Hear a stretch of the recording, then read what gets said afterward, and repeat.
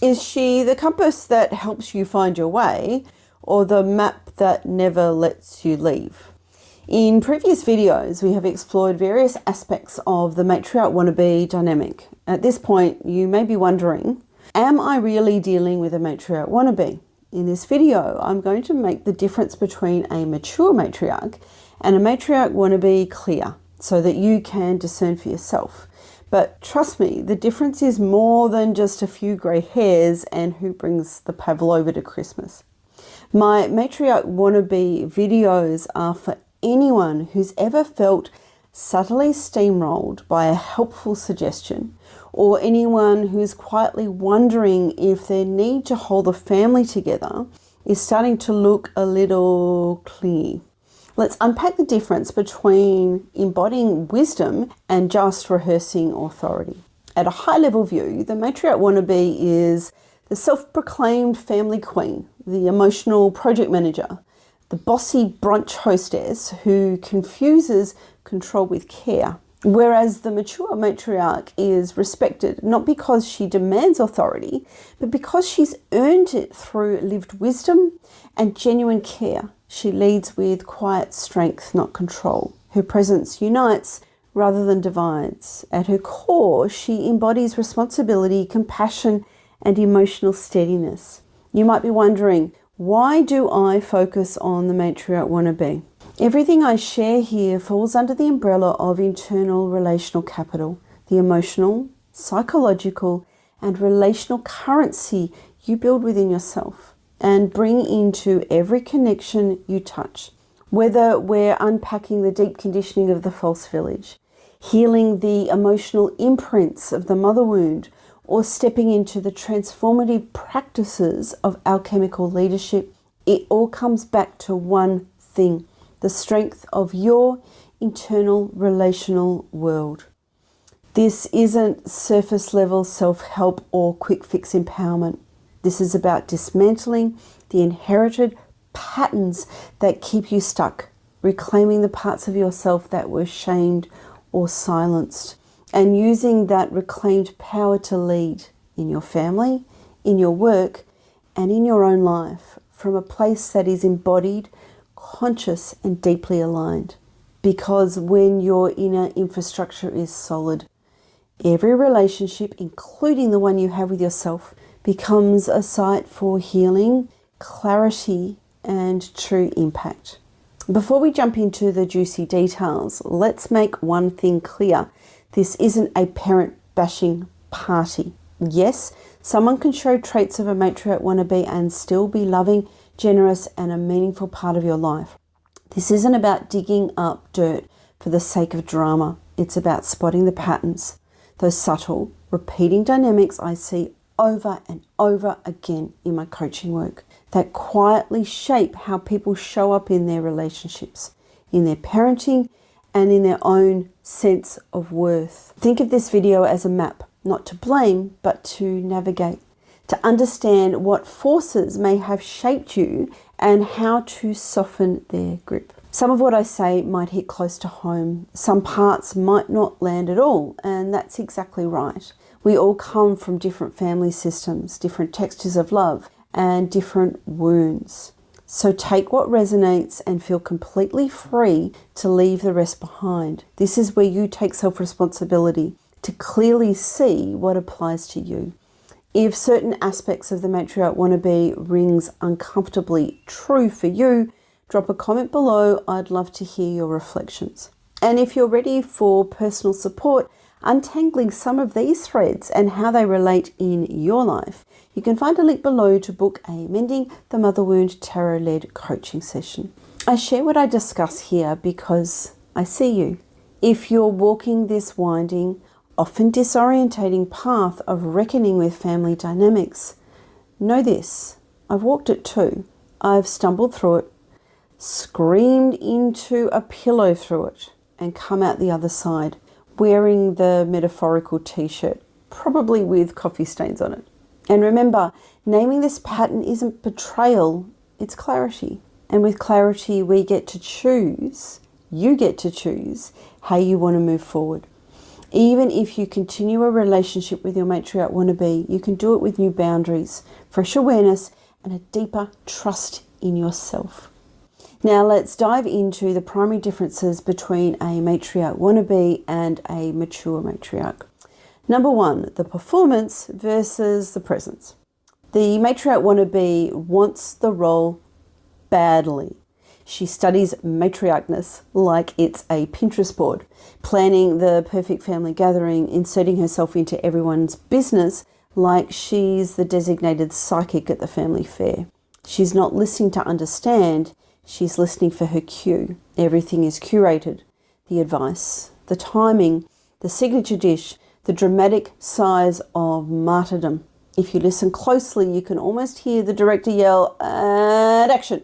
But the mature matriarch, she doesn't perform, she arrives. Fully, humbly, powerfully. No rehearsal, no agenda. Her presence is the emotional version of a weighted blanket. You exhale around her. You feel seen, not sized up. Let's make this tangible with some examples of characters from film and TV.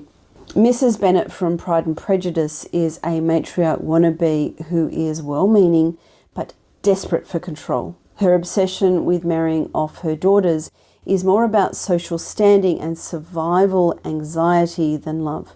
Her emotional volatility makes her unreliable as a true matriarchal figure. Whereas Queen Ramonda from Black Panther and Wakanda Forever is a powerhouse of regal, maternal wisdom.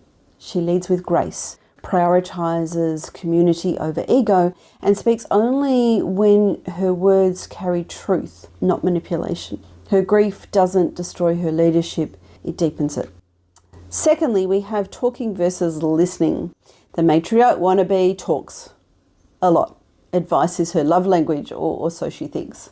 But her guidance often feels like unsolicited commentary with a passive-aggressive cherry on top. She might say, "I'm just saying it because I care," but somehow it feels more like a guilt grenade wrapped in cling wrap. In contrast, the mature matriarch, she listens more than she speaks. It's just frustrating, Mom. I've put so much work into this, and now they want to change everything at the last minute. I hear you, Mijo. She is the kind of woman who can sit with you in silence for 10 minutes and leaves you feeling more supported than someone who's thrown a 5-point plan and a guilt trip your way. An example of the matriarch wannabe from TV is Marie Barone from Everybody Loves Raymond. She speaks constantly, often about how much she cares, but never actually listens. Her advice is a thinly veiled vehicle for control and criticism. Her words don't soothe, they sting under the surface of concern. In contrast, Sharon, Nick's mum from Heartstopper, represents the mature matriarch. She listens to her son. She doesn't interrupt or overtalk. Her words are gentle, brief, and affirming. She embodies presence, not pressure. She's a lighthouse, not a foghorn. Thirdly, we have control versus empowerment. Now here's the kicker. The matriarch wannabe needs to be needed. She mistakes control for connection. She'll micromanage your holiday plans, your parenting, and sometimes even your haircut, all under the guise of just helping. She clings because deep down, she's scared of being irrelevant. A good example of this is in the film Everything Everywhere All at Once. The character Elizabeth Wang early in the film tries to control her daughter's sexuality, emotions, and future. Her meddling is framed as cultural duty, but beneath it is fear. Fear of losing control, of irrelevance, of not being needed. She loves her daughter, but wields that love like a leash. But the mature matriarch, she knows that love doesn't mean holding on. It means letting go again and again with grace. She nurtures independence. She trusts her kids, her grandkids, her people. They'll stumble and soar, and she'll be there either way. She doesn't put strings on her support. Her love is not a loan that needs repayment. Aunt V from Queen Sugar is a good example of this. She often steps back and lets others talk. When she does speak, it's with insight, not interference. Her advice lands because it's earned through listening first. She doesn't rush to rescue, she waits to understand. Number 4, division versus unity. Here's where the contrast gets really clear. The matriarch wannabe might say she wants peace and unity, but her behaviour often stirs up drama like it's a secret ingredient in her family stew. She triangulates. She gossips under the table while smiling across it. She thrives on loyalty, but not always honesty. The character of Lady Tremaine from Cinderella is an excellent, albeit extreme example. She is the classic villain. She actively divides the sisters, ensuring Cinderella stays powerless, while her own daughters compete for scraps of her approval. It's hierarchy masquerading as structure. Whereas the mature matriarch, she is the glue, quiet, consistent, gentle in a crisis. She doesn't take sides, she builds bridges. She's the one who sends the text that gets everyone talking again. The one who remembers birthdays without needing a Facebook reminder. The one who sees the pain under the sharp words and holds it with compassion. She doesn't need to be the centre of the family because she's the foundation. This characteristic of the mature matriarch as the unifier is depicted in the character Beth Pearson from This Is Us. Beth speaks truth to her kids and her husband, but never through control. Her parenting style reflects deep emotional intelligence and a trust that growth requires freedom. In essence, the matriarch wannabe divides the house and then calls herself the only one who can hold it up, whereas the mature matriarch builds a table, not a throne, and makes sure everyone has a seat. Number 5, ego versus essence. This is one of the most soulful and transformational contrasts in the matriarch wannabe versus mature matriarch dynamic. It's about where a woman is leading from. Does she act from ego, needing to be right, respected, central, or from essence, her deep, grounded knowing that doesn't need to prove a thing? The matriarch wannabe is, how shall I say this, deeply invested in being seen as wise. But wisdom isn't about image. It's not curated or controlled. It's lived. It's quiet. It's hard-earned through heartache and humility. If we look at Eleanor Young from Crazy Rich Asians at the start of the film, Eleanor is elegant and commanding, but she leads from ego. Her decisions are about preserving her family image, tradition, and hierarchy. She confuses emotionally withdrawing with strength, and her respect must be earned on her terms. Her presence is grand, but her love is conditional. In contrast, the mature matriarch doesn't care about how she's perceived. She's not running a PR campaign. She's too busy tending to what actually matters. Boundaries, integrity, presence, trust. She doesn't lecture, she models. She doesn't dominate, she guides. She's like a lighthouse. She doesn't chase ships. She just stands there, solid and lit from within, and people find their way back to her when the storm hits. A very good example of the mature matriarch and her demonstration of essence comes from Malin Eaterton from Steel Magnolias. It's interesting that I spend a lot of time looking for good mature matriarch characters from film and TV, and there was definitely a shortage. That's why I've gone back to this 1989 film. If you know any mature matriarch figures from TV or film that I haven't mentioned in this video, please comment below. I'd love to hear about the characters where the mature matriarch is modelled well. In Steel Magnolias, after her daughter's death, Malin stays emotionally present for everyone else. Her heartbreak doesn't turn into control or resentment. She becomes the quiet witness to everyone else's pain and a reminder of how to stay open in grief. Fundamentally, the wannabe commands the spotlight, the mature matriarch lights the room. Number 6, love with strings versus unconditional love. At the end of the day, the biggest difference is this. The matriarch wannabe gives love with strings attached, with conditions, with subtle contracts. But the mature matriarch, she gives unconditional love, Not perfect love, but real, rooted, fierce love. The kind of love that says, I see you, even when you disappoint me, even when you fail, and I'll still be here, not because I have to, but because love, real love, doesn't flinch. If we look closely at Lady Demoiselle from Foundations, though she often appears calm, wise, and devoted, her love is conditional, manipulative, and entangled with layers of programming, power, and covert control. Her maternal role is laced with emotional tethering and hidden agendas. Despite her age, knowledge, and near immortality, Demoiselle is not leading from essence. Her care is deeply transactional.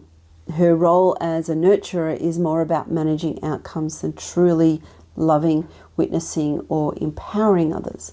Primarily, Lady Demoiselle epitomizes the love with strings of the Matriarch Wannabe. Whereas I'm going to pull in here an example of a mature matriarch that embodies unconditional love, but who also does it with fierce determination, because it's important to realize that unconditional love doesn't have to mean that you are demure.